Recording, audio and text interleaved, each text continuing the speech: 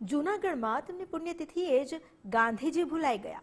ગાંધી ચોકમાં ગાંધીજીની પ્રતિમાની અત્યંત ખરાબ હાલત છે. ગાંધીજીની પ્રતિમા પર પક્ષીઓનું ચરક પડ્યું છે.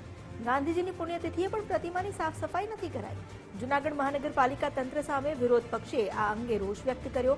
કોંગ્રેસના વિપક્ષના નેતા લલિત પરસાણાએ નારાજગી વ્યક્ત કરતા કહ્યું કે સ્વચ્છ ભારતની વાતો વચ્ચે પ્રતિમાની સફાઈ નથી થતી. શાસક પક્ષ તરફથી ગાંધીજીને પુષ્પાંજલિ પણ અર્પણ કરાઈ. સ્વચ્છતા મિશનમાં ગાંધીજીના ચશ્મા છતાં ગાંધી જ વિસરાયા.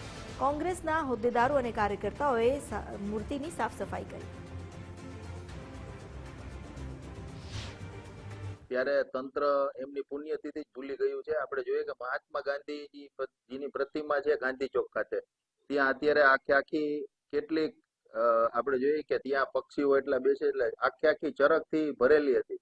જ્યારે આજે પુણ્યતિથિ હોય ત્યારે સફાઈ કરવાની હોય છે. હમણાં જ આપણે જોઈએ કે મુખ્યમંત્રી ટકોર કરીને ગયા છે કે સ્વચ્છતા કરો છો ને, તો જે મહાત્મા ગાંધીજીનું નામ સ્વચ્છ ભારત મિશનમાં એમના ચશ્મા રાખીને એના નામે રાખ્યું છે સ્વચ્છ ભારત મિશન, એ જ ગાંધીજીની હાલત કેવી છે ને એ પણ આજે એની પુણ્યતિથિ છે ત્યારે. અને જયારે મુખ્યમંત્રી 2 દિવસ પહેલા ટકોર કરી ગયા ત્યારે આપણે જોઈએ કે જુનાગઢમાં ખાલી ગાંધી ચોક ખાતે ગાંધીજીની પ્રતિમાની હાલત કેવી છે.